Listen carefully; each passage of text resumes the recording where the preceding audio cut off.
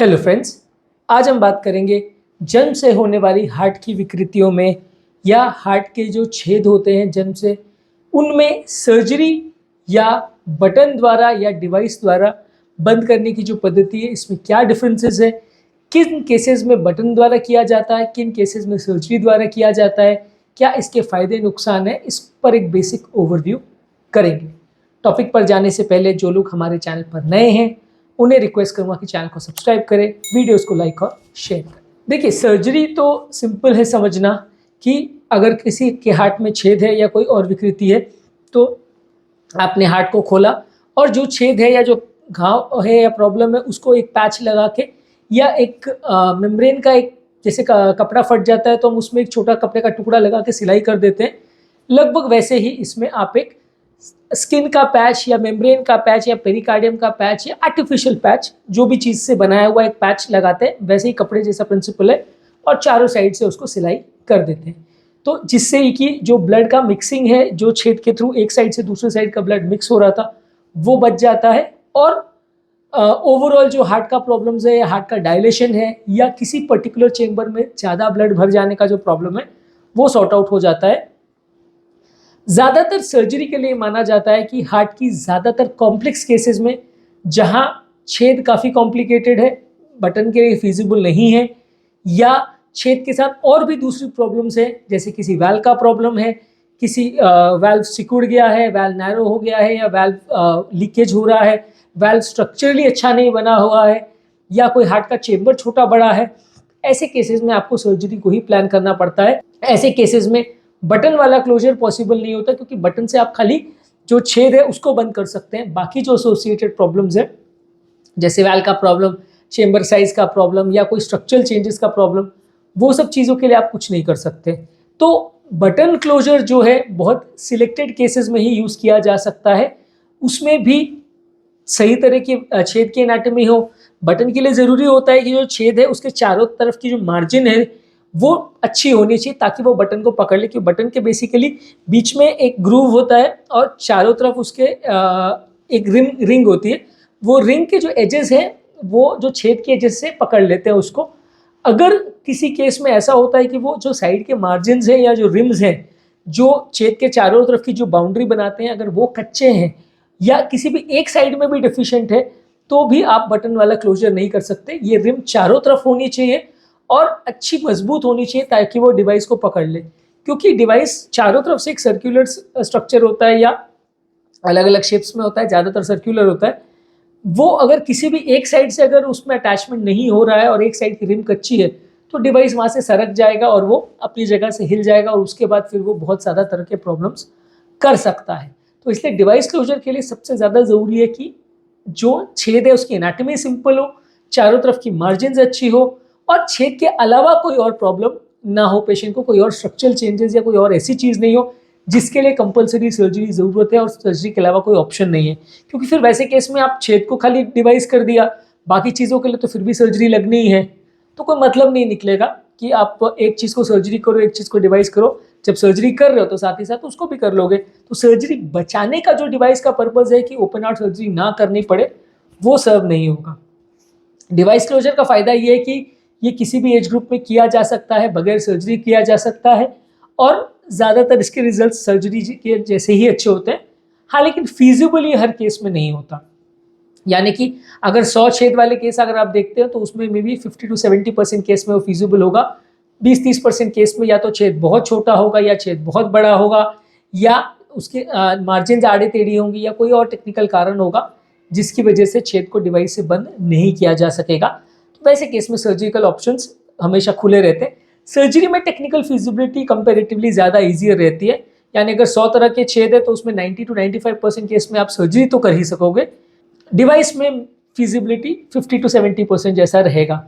हाँ, सर्जरी में कुछ इश्यूज दूसरे तरह के ये ज़रूर आ सकते हैं कि सर्जरी में पेशेंट सर्जिकली फिट हो या नहीं हो, पेशेंट की ओवरऑल हालत अच्छी हो कि नहीं हो, क्योंकि सर्जरी क्या है, बड़ी ओपन हार्ट सर्जरी होती है तो बच्चे का बॉडी वेट अच्छा होना चाहिए, एटलीस्ट 10 किलो का बच्चा होना चाहिए, तब आप सर्जरी को सेफली कर सकते हो। 10 किलो से छोटे बच्चे के केस में यूजली सर्जरी को अवॉइड करते हैं क्योंकि सर्जरी के उसमें रिजल्ट्स अच्छे नहीं आते और ऑन टेबल या सर्जरी के बाद मृत्यु होने का चांस बच्चे का ज़्यादा होता है यदि आप ज़्यादा छोटे बच्चे में सर्जरी करते हो तो सर्जरी के लिए फीजिबल अगर है, सर्जरी के लिए बच्चा स्टेबल है या बच्चे की ओवरऑल हालत ऐसी कि वो सर्जरी को टॉलरेट कर सके, बर्दाश्त कर सके, तो सर्जरी एक अच्छा ऑप्शन है। और दूसरा, सर्जरी में एक इशू ये भी तो रहता है कि हमेशा आप ओपन हार्ट सर्जरी करते हो, छाती को बीच से खोलते हो, तो कॉस्मेटिकली वो खराब रहता है क्योंकि जिंदगी भर छाती पे एक स्कार तो रहेगा ही, जो कि आपको खासकर फीमेल पेशेंट्स में हमेशा दिक्कत देता है। फीमेल्स को अच्छा नहीं लगेगा कि वो कपड़ों में उनको चॉइसेस में दिक्कत आती है क्योंकि पूरे चेस्ट में उनको एक बड़ा स्कार दिखाई देता है। तो कॉस्मेटिकली हमेशा सर्जरी डिसएडवांटेज पोजीशन में ही रहती है। बटन क्लोजर का क्या है कि पाँव के अंदर इसे एक नली डाल के अगर कर दिया तो जिंदगी भर किसी को पता नहीं चलेगा कि अंदर आपने कुछ किया या नहीं किया। आप सामने वाले को खुद से अगर बताते हो कि भाई मेरा ऐसा कोई प्रोसीजर हुआ था, तो ही उसको पता चलेगा, नहीं तो नहीं पता चलेगा। तो ये काफ़ी ईजी है छुपाना इसको। जो कॉस्मेटिकली कॉन्शियस खासकर फीमेल पेशेंट्स है उनके लिए काफ़ी ज़्यादा रिलेवेंट है। खैर, ऐसा नहीं है कि मेल लोग कॉस्मेटिकली कॉन्शियस नहीं होते, उनमें भी अगर स्कार दिखाई देगा तो अच्छा नहीं लगेगा। और खासकर कुछ केसेस में जब स्कार की हाइपरट्रोफी हो जाती है और स्कार बहुत फूल जाता है या मोटा हो जाता है तो फिर वो बहुत ही ज़्यादा गंदा दिखने लगता है और फिर ज़िंदगी भर आदमी अफसोस करता है कि यार ये कहाँ से ऐसा हो गया। आदमी को अपनी चेस्ट को देखने में या वैसे कपड़े पहनने में हमेशा अनकंफर्टेबल लगता है कि यार ये बहुत गंदा दिख रहा है। तो ऑब्वियसली सर्जरी के साथ वो कॉस्मेटिक डिसएडवांटेज तो हमेशा रहता ही है। ज़्यादातर ये दोनों डिवाइस क्लोजर और सर्जिकल क्लोजर लगभग समान एज में ही कर सकते हैं। बहुत छोटे बच्चे में यूजली नहीं करते।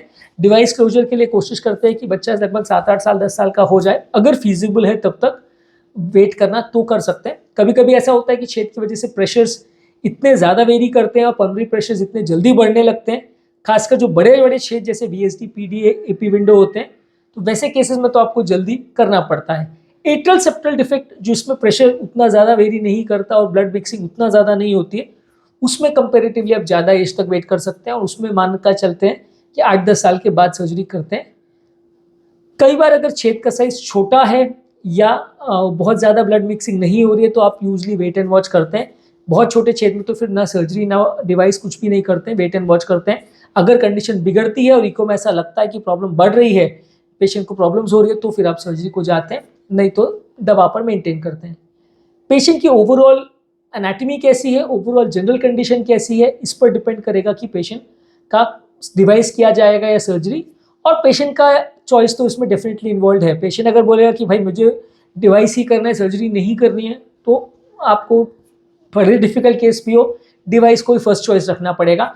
अगर पेशेंट बोलेगा कि नहीं मेरे को सर्जरी से प्रॉब्लम नहीं है, कर दो सर्जरी, मुझे लॉन्ग टर्म अच्छे रिजल्ट चाहिए, तो सर्जरी ऑप्शंस को आप प्रेफर कर सकते हैं। लेकिन हाँ, ऐसा नहीं है कि डिवाइस और सर्जरी में लॉन्ग टर्म रिजल्ट्स डिवाइस के खराब होते हैं। बस ये है कि डिवाइस हर केस में फीजिबल हो ऐसा ज़रूरी नहीं है। एक बार अगर अच्छे से लग गया डिवाइस तो फिर दोनों के ही रिजल्ट्स लॉन्ग टर्म लगभग बराबर है। दोनों में कॉम्प्लिकेशन का रेशियो कम है। दोनों में ही अगर अच्छे से केस को सिलेक्ट किया जाए, प्रॉपर स्क्रीनिंग और इको वगैरह किया जाए, तो लॉन्ग टर्म प्रॉब्लम्स या सर्जरी के दौरान प्रॉब्लम्स होने का चांस कम है। हालांकि डिवाइस करना या सर्जरी, ये डिसीजन पेशेंट पर डिपेंड करता है, छेद का क्या टाइप और एनाटॉमी है उस पर डिपेंड करता है, और सर्जन और सर्जिकल टीम की चॉइस क्या है उस पर डिपेंड करता है, उनके क्या क्राइटेरिया और इश्यूज है इस पर डिपेंड करता है, जिसके बेसिस पे फाइनल डिसीजन लिया जाता है। ज़्यादातर किस तरह का छेद है, उसके साथ क्या एसोसिएटेड एडिशनल प्रॉब्लम्स है, ये मेन डिसाइडिंग फैक्टर रहता है, जिसके बेसिस पे डिसाइड होता है कि किस छेद के लिए क्या चीज़ें ज़रूरी है, कौन सा थेरेपी ज़रूरी है। दोनों ही थेरेपी अगर एक बार हो जाए तो लॉन्ग टर्म रिजल्ट अच्छे हैं, लेकिन दोनों में अपने प्लसेस माइनसेस रहते हैं।